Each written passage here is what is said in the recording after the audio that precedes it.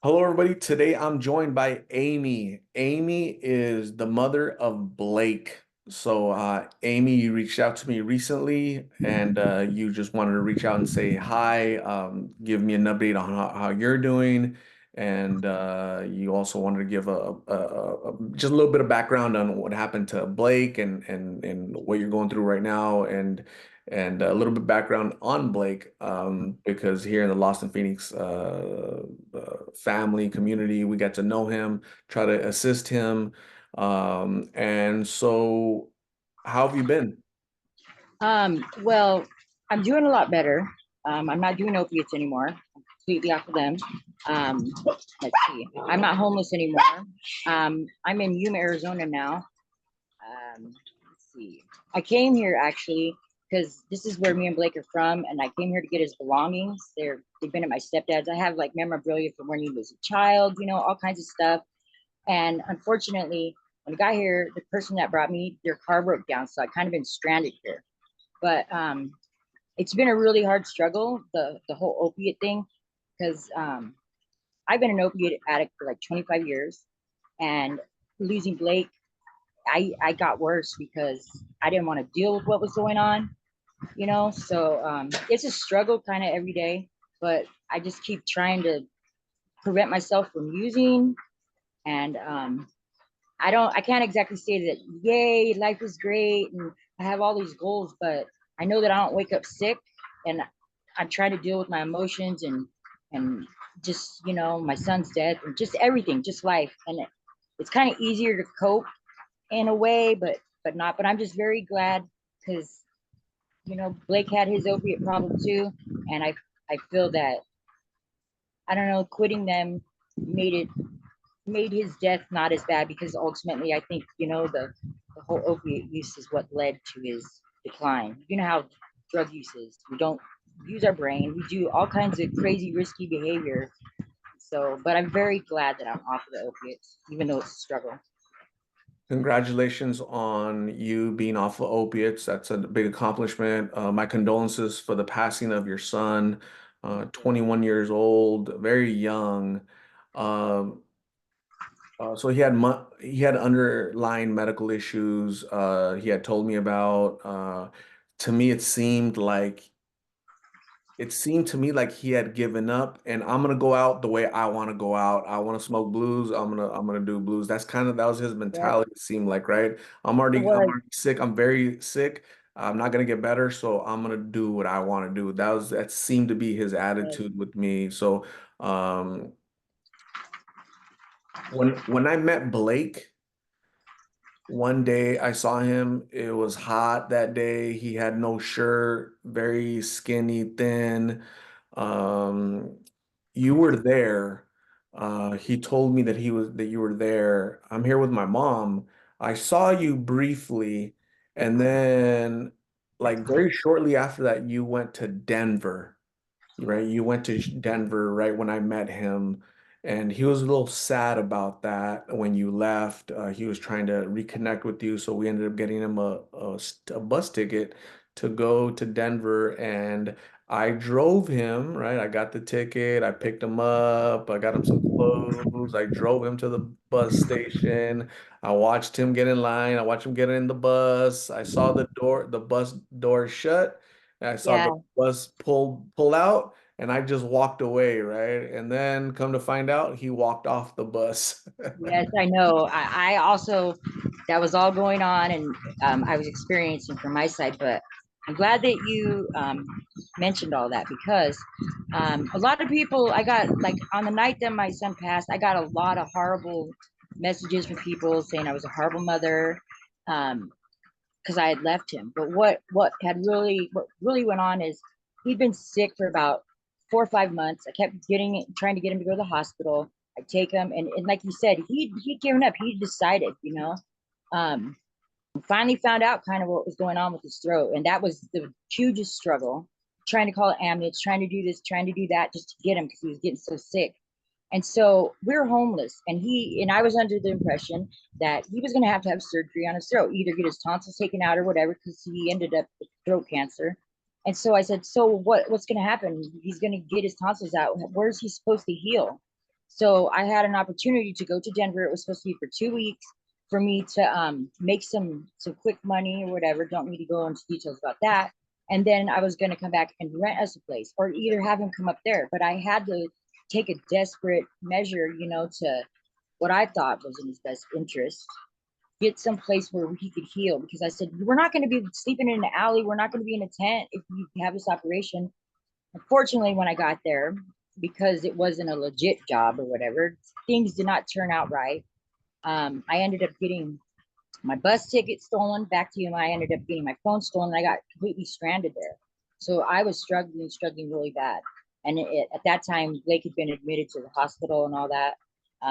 So I didn't abandon him. I thought as a mother I was doing the right thing. Then, my sister starts messaging me and she's telling me how Blake's doing. And she didn't want to even give me the information of where he was. And then I found out and I called him on the phone in the hospital. And then we started talking again, like almost every day. And I understood he was very, very sick. He, I think maybe people know the story. He actually ended up getting, well, he went through a lot, blood transfusions, a bunch of stuff. He did a round of chemo, and he was 87 pounds when they did the round of chemo, and like in 2 weeks he gained 20 pounds. He was looking a lot better. Like one of the interviews you do when he's sober, and you're saying, wow, you have goals, you have, just you're looking forward to life. Okay, that was him. But what he did was, we thought he was better, as the addicts or just even normal people do. He felt a little bit better, so we thought he was strong enough to leave and everything was going to be okay. And he was supposed to start his second round of chemo. He went out to the streets and he just hit it running. I won't even get into it about his boyfriend, but that was a very toxic, or his friend, as he put it, a very toxic thing. And so I still in contact with him. And the reason he didn't get on the bus is because of the boyfriend or the friend. I won't even get into that. But so I'm in Colorado, still trying to get I'm in Colorado, still trying to find a way back to Yuma, because I know he's getting sick and I'm talking to him. And my sister don't want to buy me a ticket, no family members, nobody's really offering to give me a ticket. And my sister called and said, Amy, I don't know, I'm going to put him in hospice, whatever. But I get a phone call. It was the 20th, and it's Blake. And he goes, Blake used to always, whenever I'd talk to him about, what was going on with him, he'd say, I'm not dying. I'm not going to die. I'm not. He said, Mom, I'm dying. I'm dying. He goes, can you come and see me? Please, I want to see you. I'm dying. And I said, Blake, I'll be there as soon as I can. And luckily, my friend that I've known since childhood. I told her what's up, and she immediately sent $300 to my Cash App. I bought a plane ticket, and I was about 3 hours later on a plane going to Phoenix to be with my son. I got there. He was really sick. He was in a hospital bed. I wasn't even able to spend 24 hours with him, but I was there when he passed. It was very, very sad. Um, he was a good kid, a good person. And I want to say thank you to all you people that helped. I know you and my sister had issues, and I can understand why. And I never really did an interview before that, because I just kind of like Blake. I don't want to slander anyone if they feel that I'm slandering them. I don't want to, give out all this business and all this drama. But I feel you gave them compassion and stuff, and that's why it's part of my closure, kind of, to have an interview with you, because I haven't really been able to watch most of the interviews. I can't do it, but I was able to watch from start to finish the one where he's sober, and some of the words he actually said helped me get stronger because of the advice he gave about addiction and all that stuff. So he passed on the 21st of November. He's 21 years old. We ended up getting him cremated. I just got some of his ashes when I left Phoenix about 2 months ago. My kind of goal is, especially after watching that interview, he was so full of life, talking about, yeah, we're going to go to Colorado. We're going to start over, and it just so happens that I have a friend that moved to Colorado that said I could stay with her. And that's the same friend that got the plane ticket for me. So I kind of want to do that and take his ashes there and just kind of go from there, and his belongings too. And yeah, after seeing that interview, I feel a lot better, a lot better. So you're looking to go from Yuma permanently to Colorado? Well, not necessarily permanently to Colorado, but I just feel like my Yuma chapter is over. My son is gone. There's nothing keeping me here. All I want is some of his belongings, and I want to move on because that's what we wanted to do. We both wanted to move on, get off opiates, stop being homeless, and get some kind of just new beginning. And so I don't know, the universe is unfolding it for me. And I kind of just feel like I was in Colorado. Blake was supposed to, it just all leads back to Colorado. So I want to, I don't know, go there and kind of continue on, and hopefully something something magical will happen, or I don't know, not magical, that sounds cheesy, but I just feel like that's what I want to do because there's nothing left here in Yuma. I don't want to be in Phoenix. After he passed, like every place I went, I kept thinking he was going to come around the corner. It was just too many memories, you know?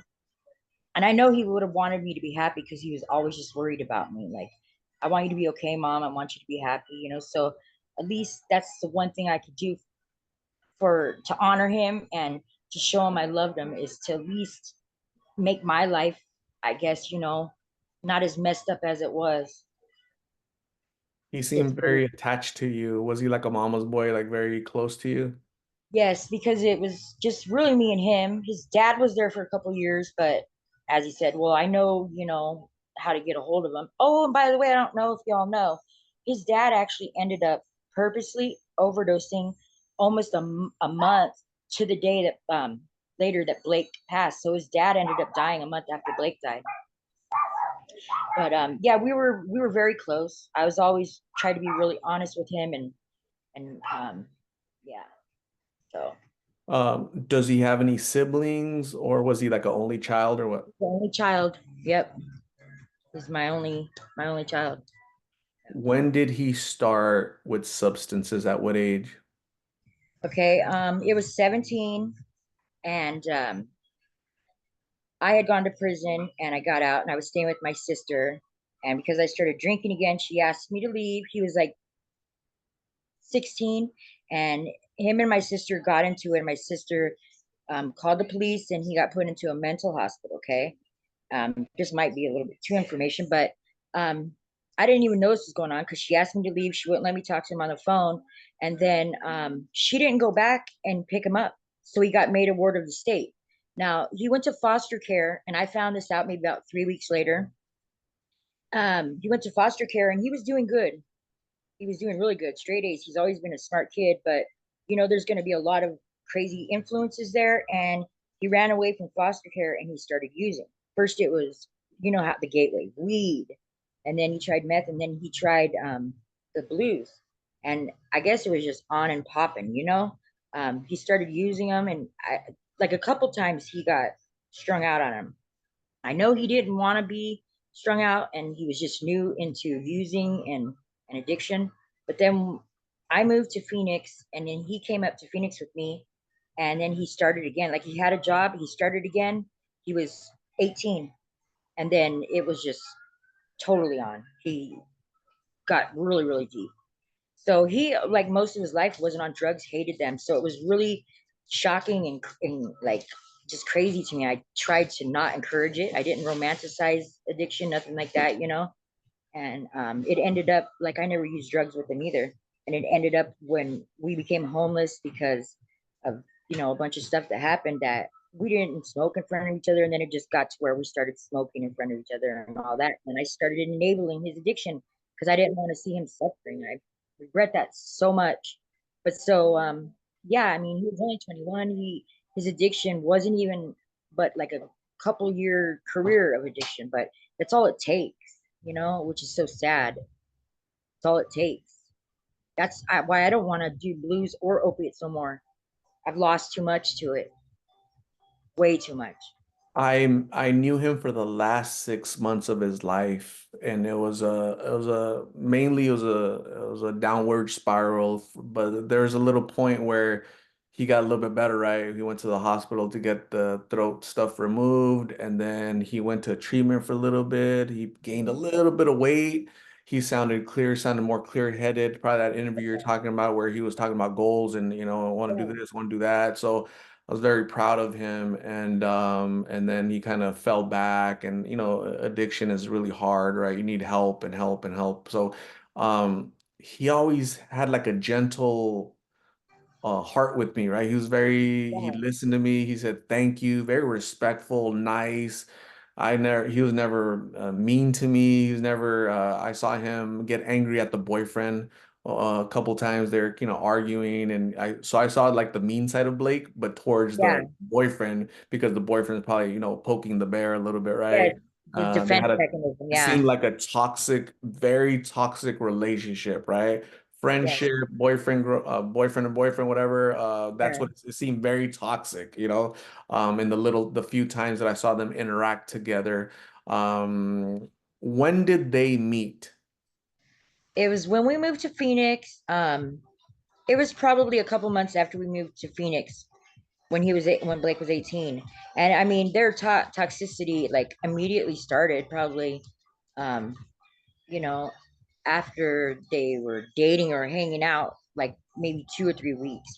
And they were together up until he died, and he died at 21. But um, it started shortly after we got to Phoenix, and it was just, I mean, we couldn't escape him. Let me say, we couldn't escape him, and it was very toxic and just ridiculous, abusive, and so besides his addiction, besides his health issues, we were constantly being quote unquote like tormented, trying to, so he had all this stuff going on, and the whole like he decided that he was done, like, and he just wanted to go out how he wanted to go out.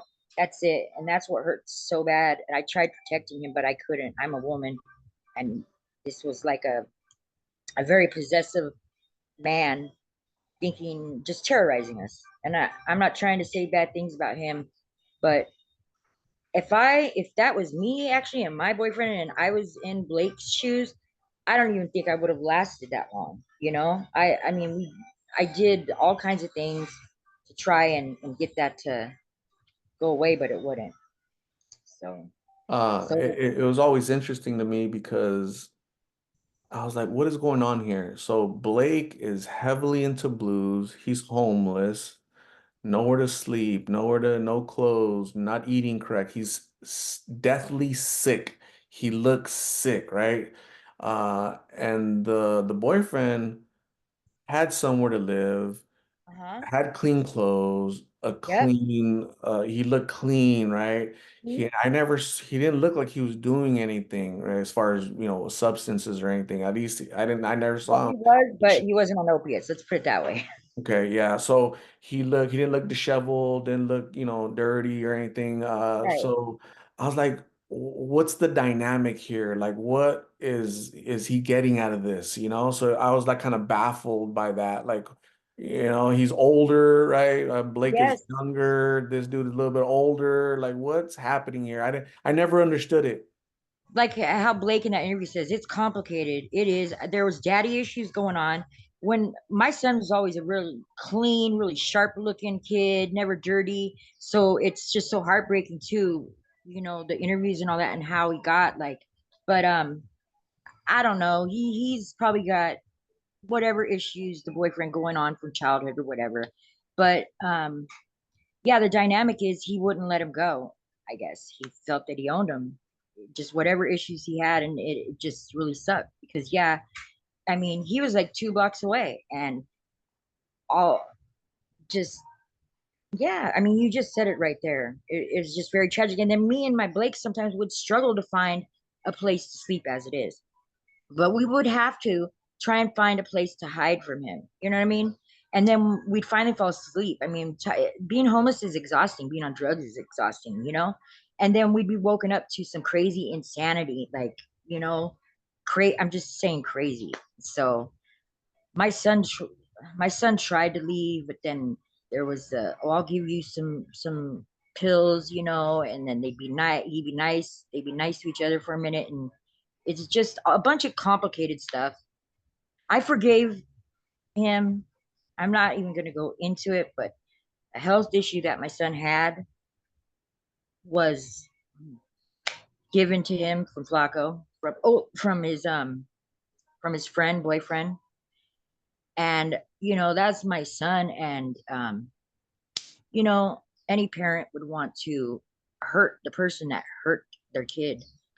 My son's decisions ultimately, I understand, led to what happened, but I forgave his boyfriend for how he treated him, for everything he put us through, and for what happened to my son. But I finally had to say, look, I can't talk to you anymore, because the bottom line is this is what you did. And you know so um I was at the hospital 2 weeks. Blake invited me to the hospital, go talk to him in the hospital 2 weeks before he passed.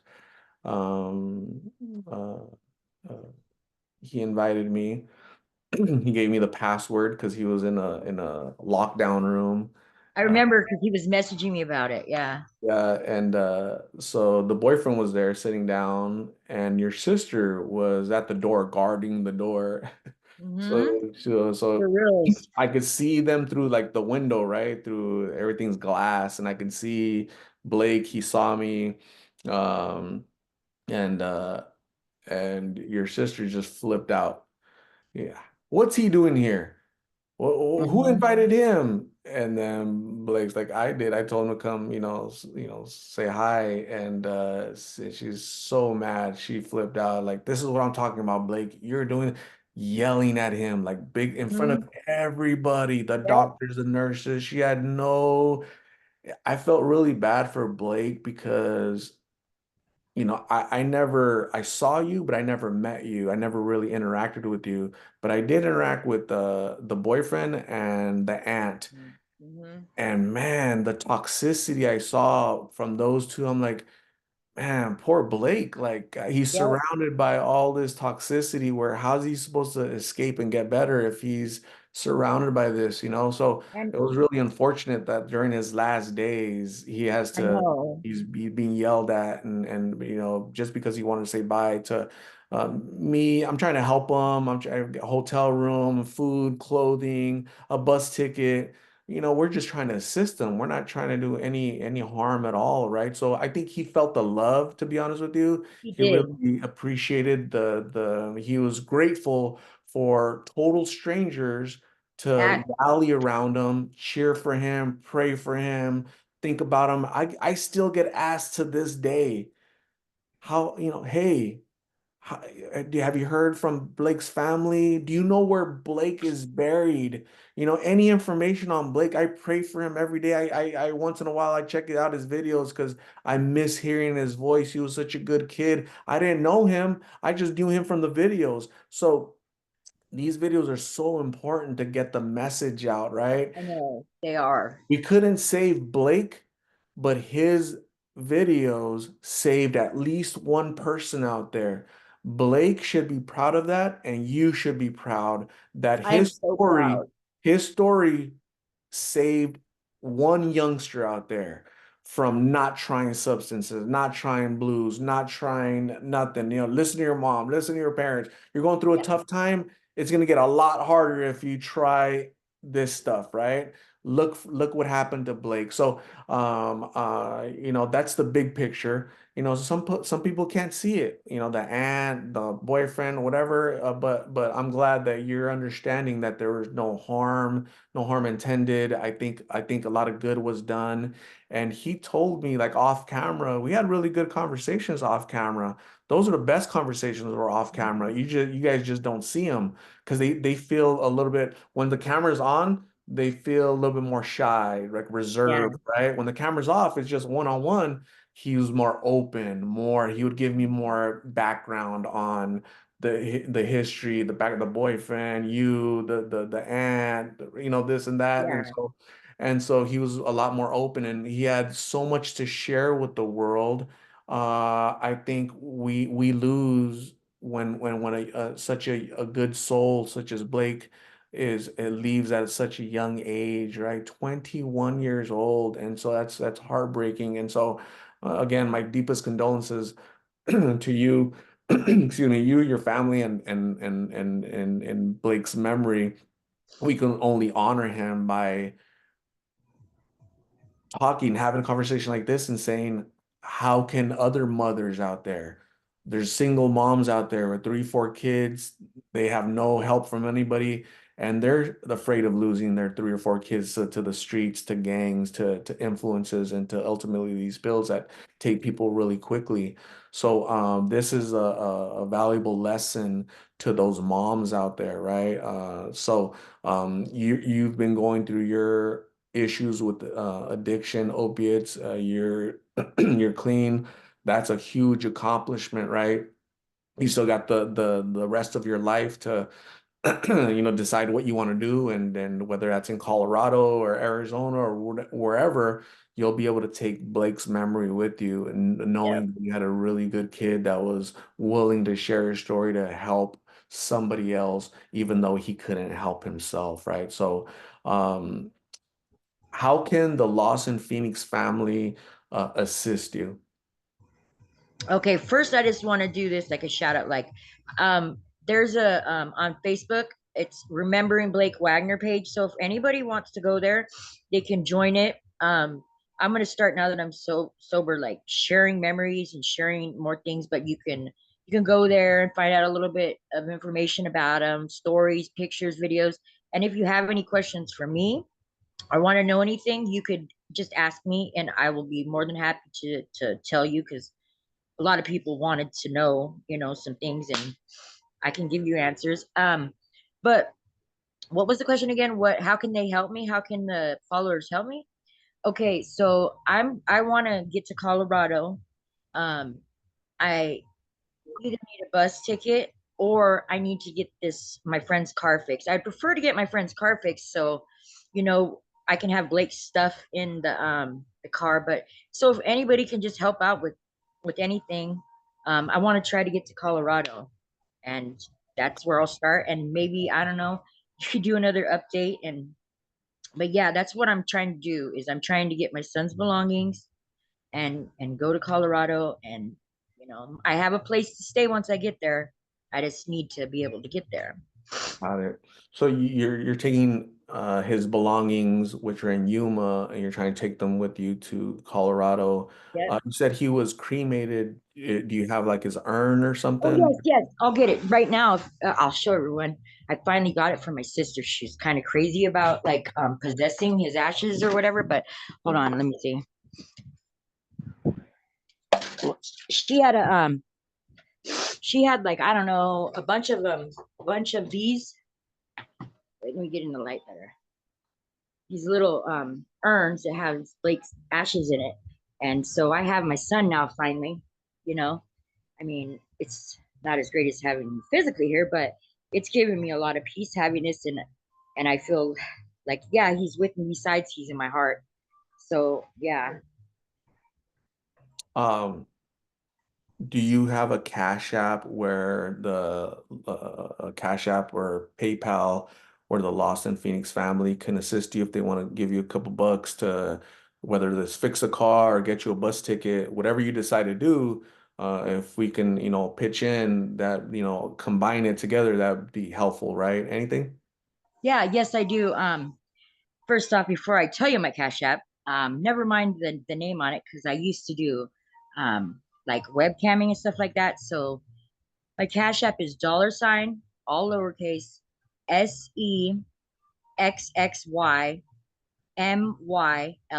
So you see, I haven't made another Cash App, but so sexy MILF is the thing. So I apologize for the kind of provocative name on there.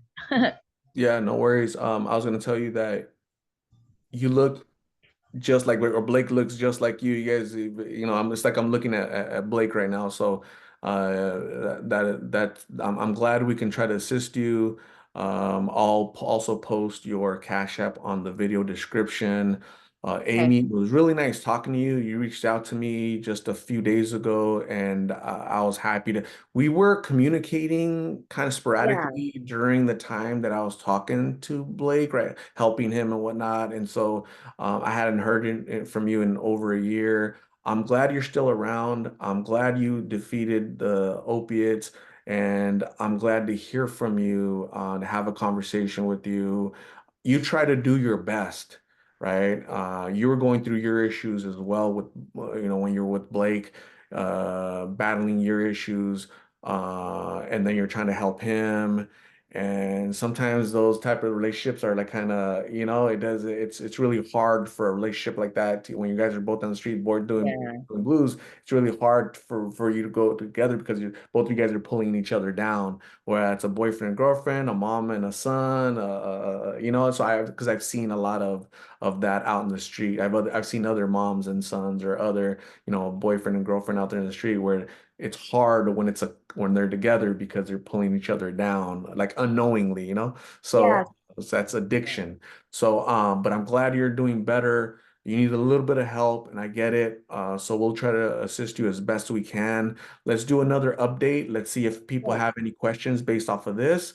And Okay. let's continue to honor Blake's memory by letting people know, creating awareness or prevention through awareness, because the more we talk about his story, we share it, people, moms out there are gonna look what to look for. Maybe in the next time that I talk to you, maybe you can give tips and ideas to moms on what to look for their children, how to safeguard them and be more attentive, especially you that you were using at one point. You can give you'll build more insight, for folks out there. Okay, so Yes. thank you very much, Amy. I really appreciate you talking. We'll be in touch. Okay, Okay. Thank you so much. Have a great day. And you're never alone. Just at least there's that. You're not alone.